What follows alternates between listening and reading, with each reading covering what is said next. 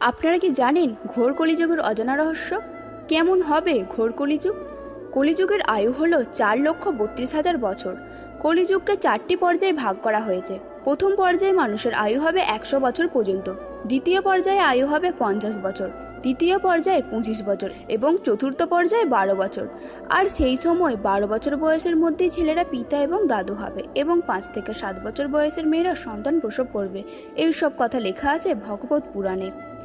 মানুষ কেবল তার বাসনা পূরণ করার জন্যই জন্মাবে।